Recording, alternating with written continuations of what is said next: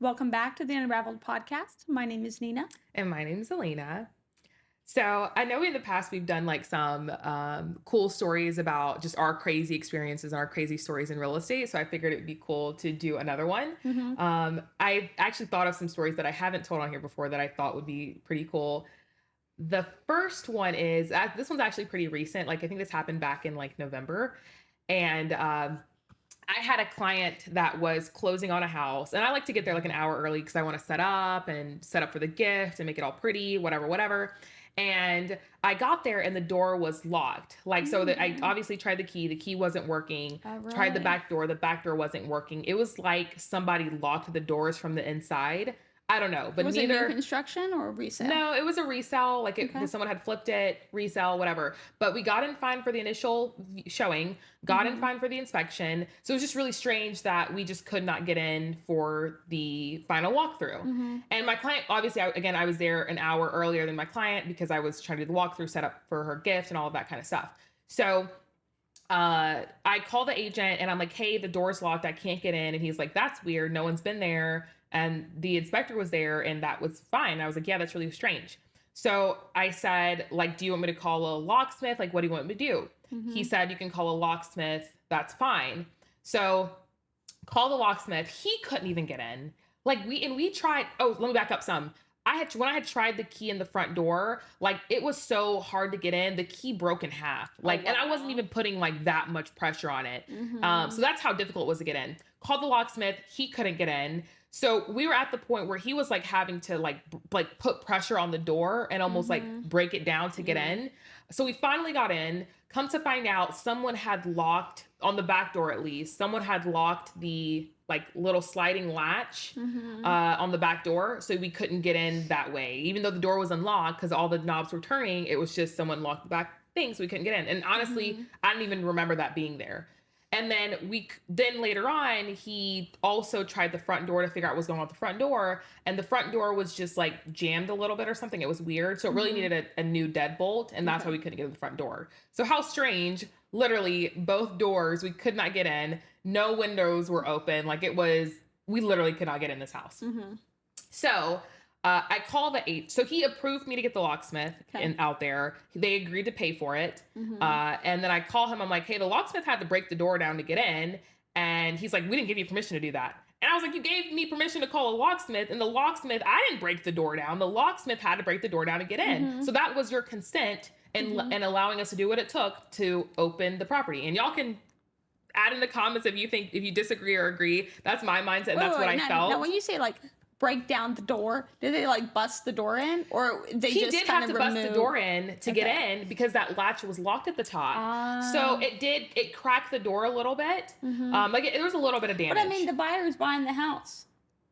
Yeah. So it's not going to be the seller's problem anymore, hopefully. Well, we weren't closing for another few hours. So this is what I did. I called him. I said, hey, the locksmith had to break down the door to get in because it was so we couldn't get in. Yeah. And you guys are entitled to give us access to the property until we close. Yep. That's literally what the contract says. You have to give us access, and we couldn't get in. So he had to break down the door. And I was like, my client wants y'all to fix the door. And that's when it became messy. He was like, we're not fixing the door. I didn't tell y'all to break it down, but you gave me permission to get a locksmith out here, and the locksmith had to break it down to get the door open. So how are you going to tell me that and it's not your, a seller has to give the property to the buyer when they close in the same condition that the buyer offered on the property. Correct. So when the buyer first looked at the property and made an offer when under contract, it was accessible. Doors weren't broken. If there's any changes to that property, and obviously we're not attorneys, but these are just things you learn through doing as much business as we do. Right.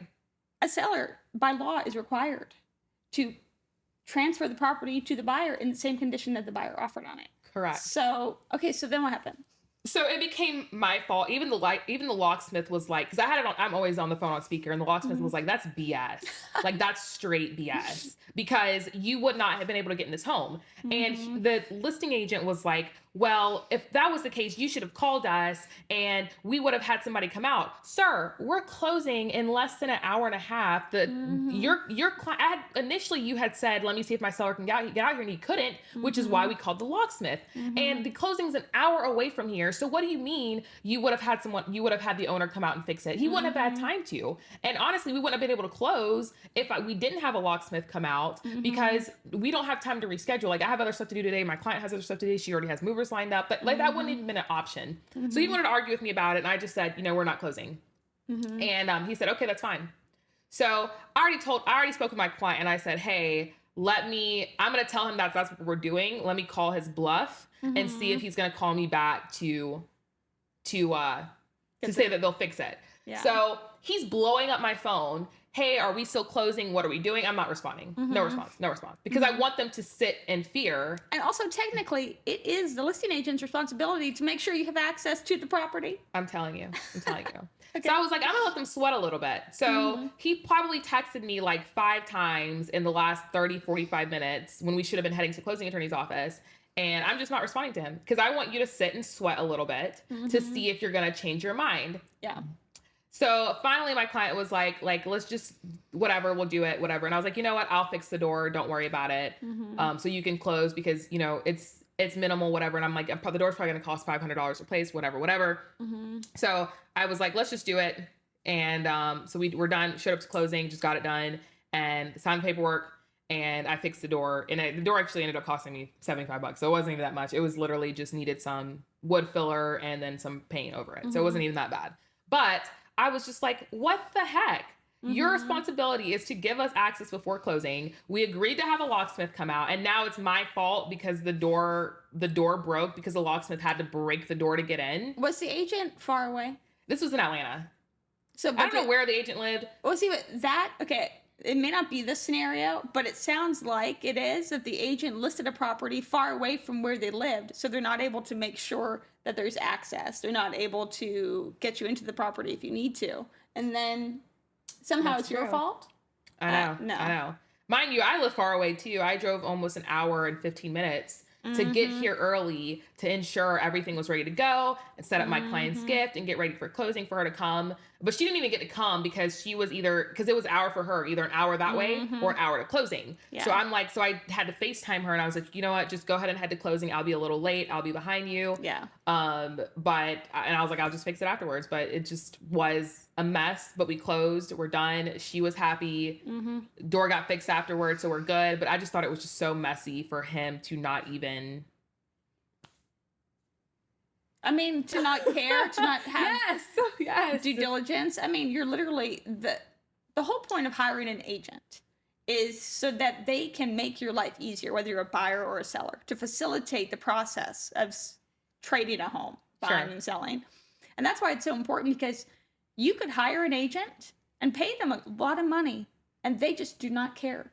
They will not put in the effort. They will not show up. Or you could hire someone like you who will go the extra mile for the clients. So, yeah. And I was like, at the end of the day, it's not even the buyer's fault that she couldn't gain access. So I was like, whatever, I'll pay for it, get it done. As long as she's happy, I'm happy. We're good. Yeah. And then I had another crazy story that happened, which I don't even think I told you about. Okay. This probably happened maybe like 3 or 4 years ago. And I was like, this is crazy. I haven't told this story. Okay. I had a client. This was the first scam buyer I ever dealt with. So it was like very fresh on me, very new. And I had a client, I had showed her, this is also back in the day when I didn't really ask for pre-qualification letters before I showed houses. And this is back in the day. I was showing them a lot of houses in this specific neighborhood in Jefferson. I can't remember the name of it. It's a very popular neighborhood. You know what I'm talking about? It's huge.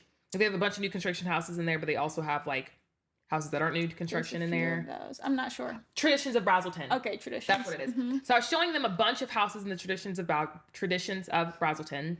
And we probably had been working together for maybe 3 or 4 months at this point. At that point, I did ask them for a pre-qualification letter, maybe after like the second month or so. So they gave me one from Georgia United. Great, looked fine.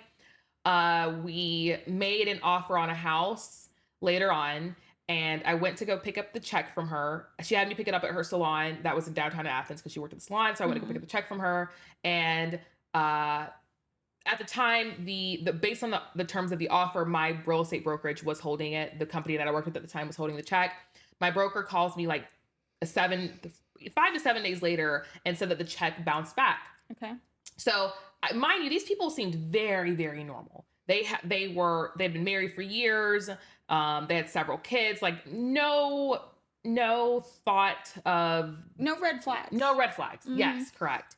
And so she was like, "Oh, I'm so sorry. I think I wrote it out of the wrong account. That was closed or da da da da." I was like, "No problem." She was very much like she had like that very Southern like, like you thought it was an honest mistake. Yes, correct. So I didn't think anything of it. I was like, okay, cool, perfect. So I went to go pick up another check from her, and that one bounced back 14 days later. But before that one bounced back, I was getting suspicions because like I had emailed the lender that she had on her file, and the lender was like, "We don't have this file."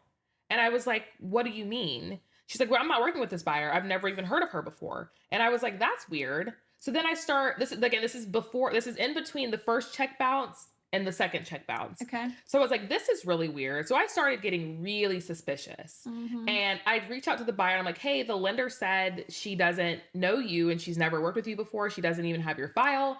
And she was like, "That's weird." And, but she didn't really have anything to back that's weird. So then I call the lender at this point. I'm like, "Hey," like, and she's like, her file's not even with our bank at all. It's not even with another lender at our bank. It's just not even here. And I was like, okay, so this is not okay. So I immediately call the listing agent. I'm like, "Hey, I just want to give you a heads up. Like, I don't know what's going on, but there seems to be an issue with the lender and the earnest money check bounced back because I have to disclose. Yeah. I have to disclose the earnest money because they asked for proof. Yeah. Proof. But out of just courtesy to the other party, I'm like, "Hey, we're having issues with the financing. I just want to give you a heads up. I don't know where this is going to go, but I just want to let you know out of respect for your sellers and you that we're having a little bit of issues. I'll update you as soon as I have something." Yeah. So the buyer just all of a sudden starts giving me excuses. "Oh, I have my grandma just died, and so she stopped responding to me after the whole lender situation, after the second check bounce. So I cannot get a hold of her. Then it's like, "Oh, I'm sorry, I had someone pass away, and I've been dealing with this other stuff." Da da da da. I'm like, "Hey, that's fine. I understand that. If we need to terminate this contract and come back and look at houses later, that's fine. But we cannot allow the seller is selling their home and moving halfway across the country. We cannot allow them to just be sitting here like a sitting duck, waiting for us to make a decision and get them the information that they need to determine if they can close or not." So I said, "You need to let me know if you want to proceed with this contract or not, or if you want to terminate. That's fine. You can terminate and not lose your earnest money. The earnest money that keeps bouncing back, whatever." And then ghost. She keeps ghosting me. So finally at that point, we didn't even get to terminate. And I felt so bad for the sellers because they had to move across the country. Like they had their things lined up based on their home selling. Yeah. And I felt so bad for them because she was not responding to me. So in that situation, the only thing you can do is wait for the contract to end because you can't get the buyer to sign a mutual termination. You can't get them to sign a termination. So you just have to wait for the contract to end. Yeah. And that's what we had to do. We had to wait a full 45 days for the contract to end for them to be able to put it back on the market and get another buyer. Like, and that, to me, that is just so selfish on the buyer's part. Yeah. So ghosted me, whatever. So I was still due a commission because I still facilitated the deal and the buyer's the one that defaulted. Yeah. It's very rare that I ever sue a client, but I was going to go sue her because you wasted my time. Yeah. You were very disrespectful to the sellers and not even disrespectful to everyone in the transaction because you didn't even respond. You could have terminated this a lot sooner and not wasted everybody's time, but you sat there and made us wait it out for 45 days for you to still not respond. So I was like, "I'm going to go sue you." So I was speaking to my attorney about it. She was like, "Well, let's find out if they even have money." Yeah. So she's like, she gave me her private investigator's contact information. So I reached out to him. He ran bank statements, everything on these people. And they were literally scammers, literal scammers. Yeah. So I was able to call and so I also sent them before the contract even, I think it was either before the contract ended or maybe it was after the contract ended, I sent them a document just saying, "Hey, I'm releasing you from your contract. I'm no longer representing you anymore." Before I made the decision to try to go sue them. So I called the listing agent after all of this happened. And I was like, hey, just so you know, these are like, they were scammers. Yeah. That is why this did not go through. Like I had the private investigator do his little digging, and that's what happened, just to give him a little peace of mind. Yeah. Because also I don't want to ruin my representation as an agent with other agents because I bought a buyer that's a scammer or something crazy. Because I do even now more so. I do try to vet as much as I can to not waste anyone's time. Yeah. My client's time, my time, the other party's time, because everybody's time is valuable. And but anyway, so he did his little digging, and they had a hefty rep sheet. Like I'm talking arrest for scamming, bounce back checks. Wow. Like they had a hefty. Lots of fraud. Yeah. And at that point, I was talking to my attorney about it, and she was like, you know what? It's not even worth pursuing it, because if anything, they could just have a lien. They would get a lien or it'd be on their credit or whatever that they owe me my commission. But like I would never get paid. Yeah. And it's not even worth the attorney's fees to pursue that. But it was worth the investigation. It was worth paying the private investigator to find all this out before I spent the money doing that. So yeah.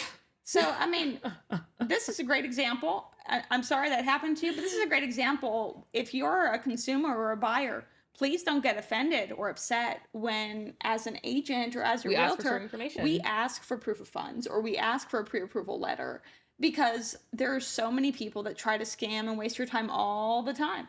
And so not only is it just my time that I'm considering, but also the other agent, the seller or the buyer or whoever it is. Agreed. And your reputation is important. So it's not that we don't trust you as a person. It's just that we don't know you. That's the thing. And our safety is that we're running out to meet you, some random stranger. When you think about it this way, we're running out to meet some random stranger at a property who isn't pre-qualified, has not shown any true commitment to buying a house. Just, oh, hey, I want to see this house. Can you show it to me? No, I can't. Are you pre-qualified? Are you already working with an agent? Like, tell me a little bit more about what the goal is here.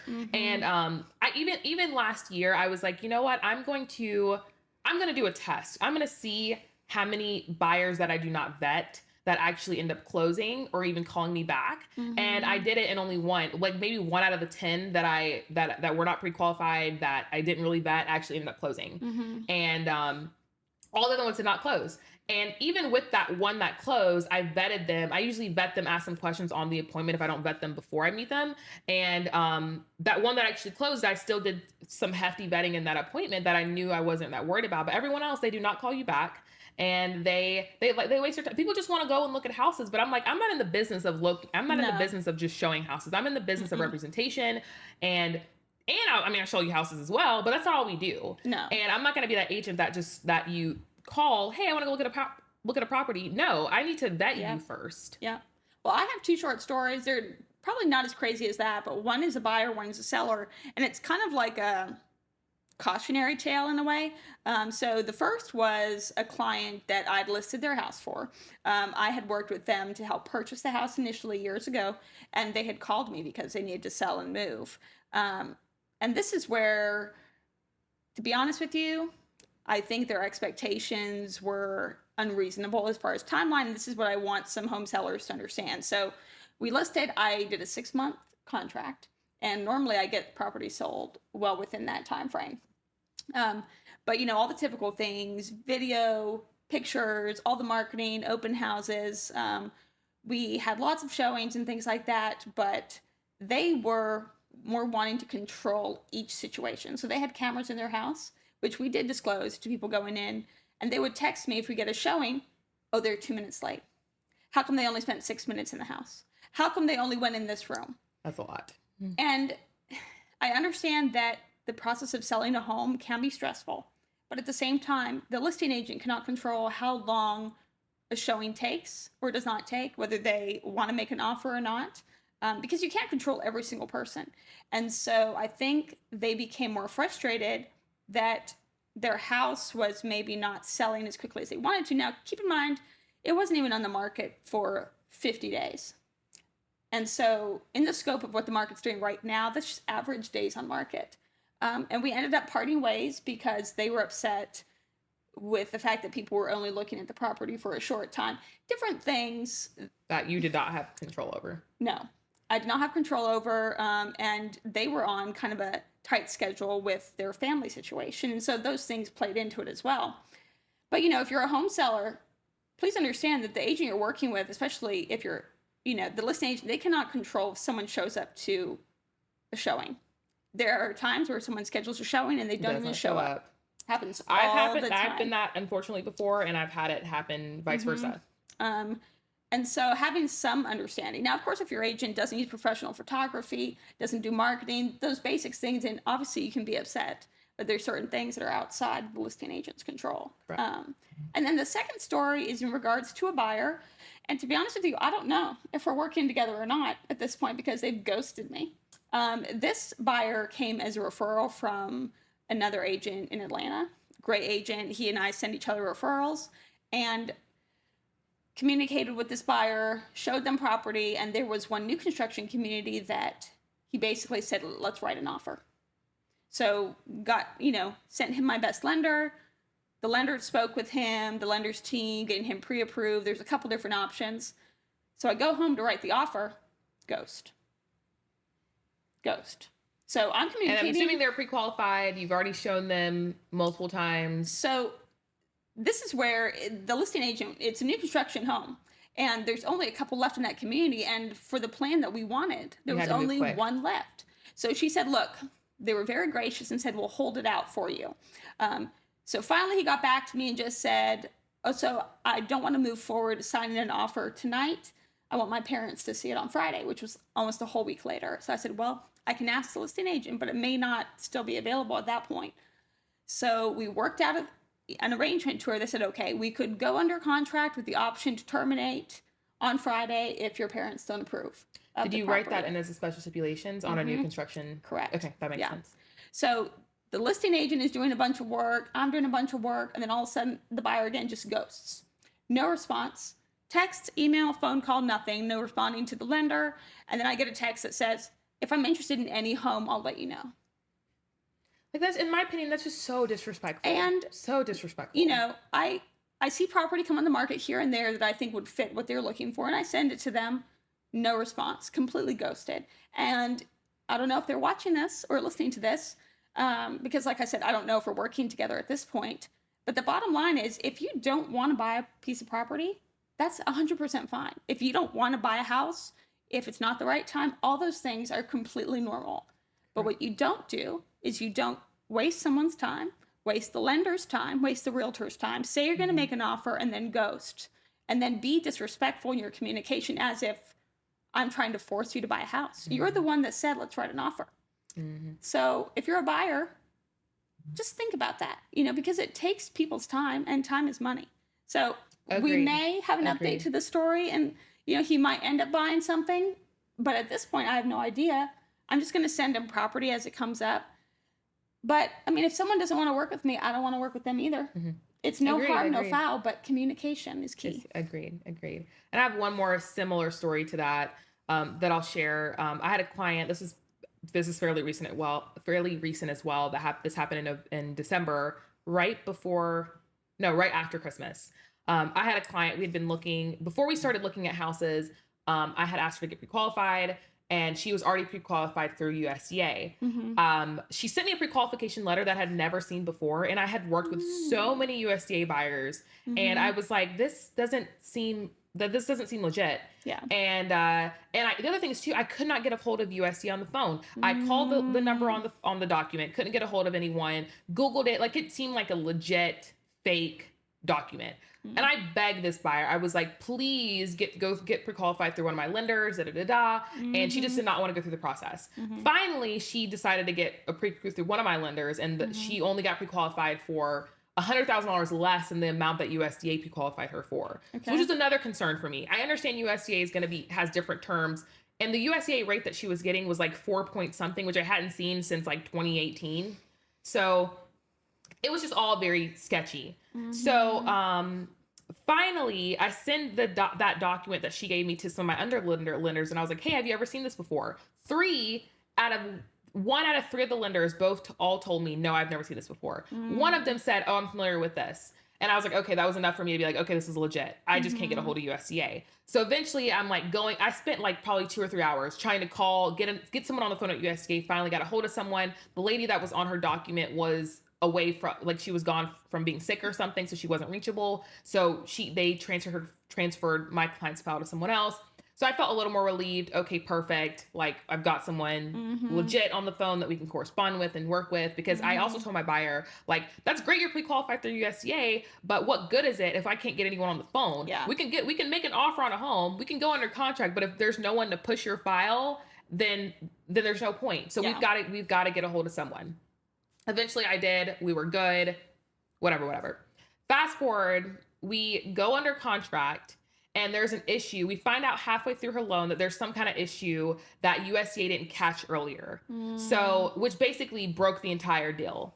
So I told my client's in tears. She's frustrated. She's crying. She was like, I really wanted this home. We have been looking for probably 4 months at this point. So we've been working together for a while, and she's just devastated. So I said, hey, like, don't get too upset yet. Why don't we call one of my different lenders and see maybe if he can pre-qualify you for the same amount, and we can get this thing going again. And so she was like, okay, sounds good. I'm also in the Caribbean, like laying at a beach, and I'm having this phone call with her. Yeah. So I thought we had understanding. We were good. After that, I never heard anything from her. I called her later on that day after I left the beach, and I was like, hey, did you reach out to my lender? No response. I reached out to my lender. Hey, did my client reach out to you? No response. So I'm trying to get a hold of her for a week at this point. And it's coming up on the date that her financing contingency ends, which means she will lose her $3,500 in earnest money if we do not terminate within that time frame, because she was in grounds to be able to terminate and keep her earnest money. Yeah. So I'm blowing up her phone. I'm calling her. I'm texting her. I'm emailing her. And I'm like, hey, you're going to lose your earnest money if you do not respond to me and we send in a termination before this date. Yeah. No response. And I said, finally, I was like, you know what? I'm not going to reach out to you anymore. If you're busy for the holidays or whatever, that's fine. I'm not going to reach out to you anymore. This is the situation. You have until this date to let me know if you're going to terminate or not, or you will lose your earnest money. Yeah. No response. So finally, the day after the deadline for her to keep her earnest money, I reached out again. I said, hey, you've already lost your earnest money at this point. We need to send a termination to the seller so they can put their home back on the market, because it's unfair for us and it's disrespectful for us to have them sitting around and waiting. It's already been a week at this point that you're not responding to me. For us to be sitting there holding up from them to be able to sell their home because you're not being responsive. Yeah. Finally, she responded, terminate. That's one word, terminate.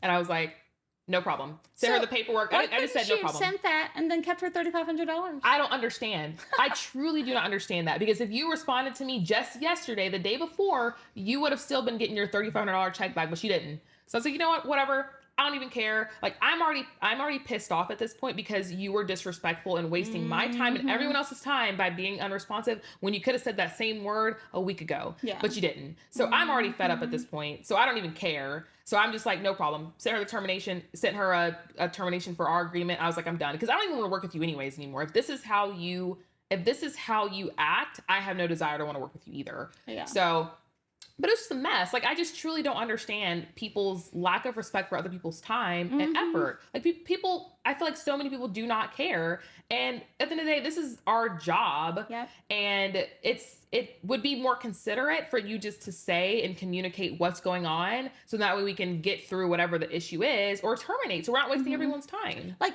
I understand, because when I was younger, I was more scared of conflict, right? And so if you're a buyer or seller that doesn't want to move forward, I can understand why you might be nervous to communicate that to your agent, but it's even worse to ghost. Like, if I could pick one pet peeve in this industry, is people that ghost. Agreed. They think that we're trying to force them to buy or sell. We are not. Respectfully, we don't need your business that badly. Correct. But at the same time, on a basic human level, please just communicate one way or another. Because if you waste my time for months and months and months, or weeks and weeks, and then just ghost me, do you think I'm ever going to help you again? Agreed. No. They don't care. They don't see it that way. So in 2025, I'm not taking on clients like that. Agreed. Well, I think that wraps up our time for today. Yes. Thank you for watching and for listening. We will release a new episode every Wednesday where you listen to podcasts or social media. Leave us a comment if you have any questions, or if anything crazy like this has ever happened to you. Thanks for watching.